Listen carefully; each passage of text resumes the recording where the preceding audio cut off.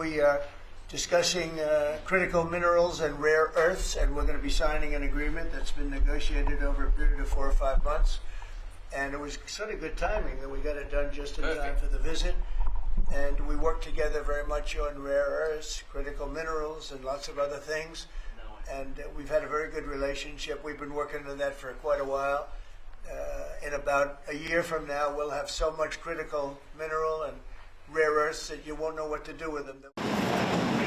出访白宫的澳洲总理艾班尼斯和美国总统川普才刚坐下来，没聊几句，两人就直接大笔一挥，签署一项重要的稀土协议。We are discussing critical minerals and rare earths, and we're going to be signing an agreement that's been negotiated over a period of 4 or 5 months. And it was sort of good timing that we got it done just in time for the visit. 美澳将在未来半年内共同投入10亿美元，启动总额达85亿美元的供应链建设，高调对抗中国近期提出的稀土出口限制。这个举动难免被外界认为是川普赶在亚太经合会前，要先给中国国家主席习近平下马威。I think when we finish our meetings in South Korea, China and I will have a really fair and really great trade deal together. 川普不只对美中贸易谈判乐观，还透露他已经获邀在明年初访问中国。不过，现场记者更关心川普捍卫台湾的决心，因为5角大厦评估中共可能在2027年犯台，这恰巧也是西海岸舰队基地美国和英国潜舰轮调的年份。Do you see AUKUS as a deterrent for China in the Indo-Pacific? Yeah, I do. I think it is, but I don't think we're going to need it. I think we'll be just fine with China. 川普没有直接回答是否会动用武力防卫台湾，只表示美国拥有全世界最强的军力，足以吓阻中国，而且不忘重申他和习近平感情好。I don't see that at all with President Xi. I think we're going to get along very well as it pertains to Taiwan and others. Now that doesn't mean it's not the apple of his eye, because probably it is. But I don't see anything happening. 这只是美国总统片面的想法，习近平的心思恐怕没有川普想象的那么好捉摸。ZEN新闻综合报道。And we have the capacity to do so. And part of this deal is very specific: $8.5 billion pipeline. There will be $1 billion contributed from Australia and the United States over the next 6 months, with projects that are immediately available. There's 3 groups of projects. Ones that are joint activities between Australia and the United States, such as Alcoa. Secondly is projects that will be US investment that the US will undertake in Australia, including processing, and then ones that Australia will undertake, some as well. One of them is Australia, the US and Japan as well. So what we're trying to do here is to take the opportunities which are there. Australia has had a view for some time, a bit similar to putting America first. Right. Our plan's called A Future Made in Australia, which is about not just digging things up and exporting them, but how do we make sure that we have across the supply chains with our friends being able to benefit, seize those opportunities. So we certainly see part of what this is about isn't just digging things up. It's also about processing, including the joint ventures between Australia and the United States. We are way ahead of China militarily, the United States. We're way ahead of them in every form of military, other than they're building a lot of ships, and we'll have that started. We'll be catching them on that. But we will, when it comes to weaponry, when it comes to, I'll go right now, AI. The big thing is AI. They're building more plants in this country than anybody ever imagined. We're going to have over $20 trillion of investment for this year. The most we ever had was a tiny fraction of that.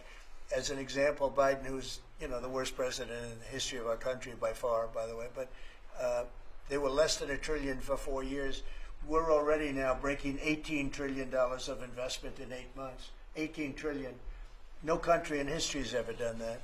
We're way ahead of China in AI, and we're way ahead of China militarily from the standpoint of the sophisticated weapons. We have weapons that a lot of people don't even know about, and I got them started 4 years ago. I rebuilt the military 4 years ago, fortunately, because Biden didn't do anything but give a piece of it away to Afghanistan. Fortunately, as much as it sounded like it was a small part of what I built, But the Afghanistan giveaway was one of the worst. That was probably the most embarrassing day in the period in the history of our country. But we have the greatest military. We have the best equipment. We have the best manufacturers of equipment. We have the best weapons. When you look at our weapons, I've been talking a lot about our weapons. Everybody wants our weapons. But it's great to be working with Anthony. It's great to be working with the people of Australia because they also, I mean, it's a smaller country, but you have done a fantastic job in weaponry and the kind of things that we do a lot of joint work together. Our militaries work very, very closely together. We've been really an amazing ally when you think of it, right? There's never been any games. We're strongly committed, and they're strongly committed. There are some games with other countries, but there haven't been games with Australia. We have a tremendous power, and that's the power of tariff. And I think that China will come to the table and make a very fair deal, because if they don't, they're going to be paying us 157% in tariffs. Right now, they're paying 55 to 57%. When I was first president and first term, we had the greatest economy we've ever had. And as you know, people don't write too much about it, but China paid us hundreds of billions of dollars worth of money for tariffs. Biden left it, but he didn't enforce it. He gave exceptions to almost everything. And so he left the tariffs, but he didn't really collect the numbers that he should have collected, and because he didn't know what the hell he was doing. So now the tariffs are much higher in China than they were before, and they're high on other countries depending on whether or not we like that country or we get along, and that's for national security purposes. So I made deals with Japan, I made deals with the European Union, or the whole of Europe practically, but the European Union, made deals with a lot of different people. We have a very fair deal for, I will say, Australia's paying a low number. They do have, I'll change it, we have a little bit of an advantage in that one. I told you, the advantage we have is airplanes. We sell a lot of airplanes to them, and they need them. It's a very vibrant place, and people go in and out, and I look forward to going there myself. And I think it's unlikely I'll be taking a ship.